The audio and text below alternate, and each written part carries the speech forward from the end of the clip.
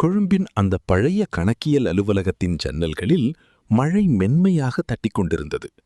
மணி இரவு 8:15 இருந்தது. கட்டிடத்தின் பெரும்பாலான பகுதிகள் இருளில் மூழ்கியிருந்தன. ஒரே ஒரு மேசை விளக்கு மட்டும் இன்னும் எரிந்து கொண்டிருந்தது. நிமல் தனது தேய்ந்து போன டையில் கை வைத்து சரி செய்து மேசையிலிருந்த கோப்புகளை 3வது முறையாக நேர்த்தியாக அடுக்கினார். ஒவ்வொரு கணக்கு புத்தகமும் சரியாக இருந்தது. ஒவ்வொரு ரசீதும் இணைக்கப்பட்டிருந்தது.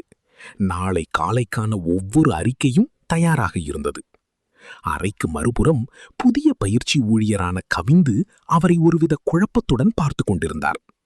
சார், இன்னும் ஏன் இதையெல்லாம் சரி பார்த்துக்கிட்டு இருக்கீங்க என்று அவர் கேட்டார். மத்தவங்க எல்லாரும் எப்பவோ கிளம்பிட்டாங்களே.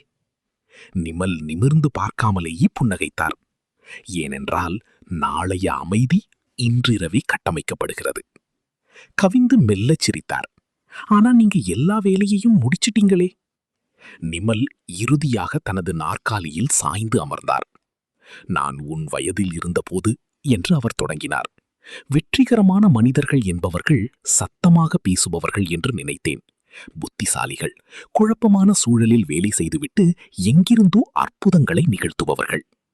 அவர் நேர்த்தியாக அடுக்கப்பட்ட கோப்புகளை தட்டினார். ஆனால் 40 வருடங்களுக்கு பிறகு நான் வேறொன்றை கற்றுக்கொண்டேன். வெளியே நகரில் இடி முழங்கியது. நிமல் மெதுவாக எழுந்து அலுவலக ஜன்னலை நோக்கி நடந்தார். அவர்களுக்கு கீழே பேருந்துகள் வெள்ளம் தேங்கிய தெருக்களில் தண்ணீரை தெரித்தபடி சென்றன. களைப்படைந்த தொழிலாளர்கள் குடைகளையும் இரவு உணவு பொட்டலங்களையும் ஏந்தியபடி வீட்டிற்கு விரைந்து கொண்டிருந்தார்கள்.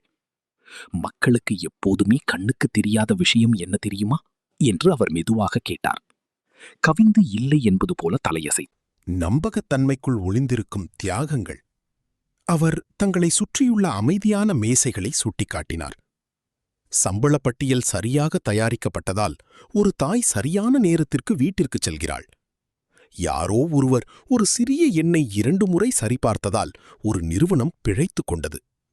ஒரு தலைவர் தனது வாக்கை காப்பாற்றியதால் ஒரு ஜூனியர் ஊழியர் நிம்மதியாக உறங்குகிறான். கவிந்து தலை குனிந்தார். நிமல் மென்மையாக தொடர்ந்தார். ஒழுக்கம் என்பது ஒரு இயந்திரம் போல செயல்படுவதல்ல. மற்றவர்கள் மீது நீ காட்டும் அக்கறைதான் அது. உன்னுடைய குழப்பம் அவர்களை பாதித்துவிடக்கூடாது என்பதில் நீ காட்டும் அக்கறை. அந்த கணம் அலுவலகமே மிகவும் நிசப்தமானது. அப்போது கவிந்து ஒன்றை கவனித்தார். நிமலின் பழைய தோல்பை ஓரங்களில் கிழிந்து ஒட்டு போடப்பட்டிருந்தது. அவரது காலணிகள் பலமுறை பாலிஷ் செய்யப்பட்டதால் தோல் மங்கி சாம்பல் நிறமாக மாறியிருந்தது. இவர் அதிகாரத்தின் மீது ஆசை கொண்ட மனிதர் அல்ல. தன்னுடைய விடாமுயற்சியின் மூலம் பல தசாப்தங்களாக மக்களை பாதுகாத்து வந்த மனிதர் இவர். சார், கவிந்து கவனமாக கேட்டார். இந்த கடின உழைப்பு உங்களை வெற்றியாளராக மாற்றியதா? நிமல் மீண்டும் புன்னகைத்தார். ஆனால் இம்முறை அவர் கண்கள் கனிந்திருந்தன. என் மகள் சிறியவளாக இருந்தபோது ஒவ்வொரு மாலையும் கேட் அருகே எனக்காக காத்திருப்பாள் என்றார். வாழ்க்கை எவ்வளவு பிஸியாக இருந்தாலும் வெள்ளிக்கிழமைகளில் இரவு உணவிற்கு முன்னதாகவே வீட்டிற்கு வந்து விடுவேன் என்று அவளுக்கு வாக்கு கொடுத்திருந்தேன். அவர் சற்று நிறுத்தினார். 22 வருடங்களாக நான் ஒருமுறை கூட தாமதமாக சென்றதில்லை. இளைஞனான கவிந்துவின் மனதிற்குள் ஏதோ பாரமாக தெரிந்தது. ஒரு நாள் அவள் பல்கலைக்கழக படிப்பை முடித்த பிறகு என்னை கட்டியணைத்துச் சொன்னாள். நிமலின் குரல் தணிந்தது. அப்பாச்சி, நீங்கள் சொன்னது போலவே எப்போதும் வந்துவிடுவீர்கள் என்பதால் என் சிறுவயது முழுவதும் நான் மிகவும் பாதுகாப்பாக உணர்ந்தேன்.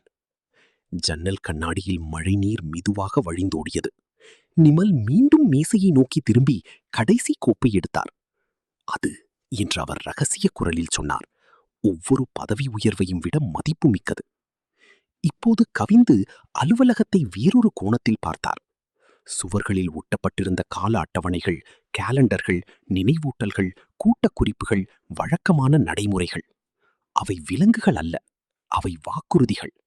திடீரென்று அந்த பழைய அலுவலகம் குளிர்ச்சியாகவோ அல்லது சலிப்பானதாகவோ தெரியவில்லை.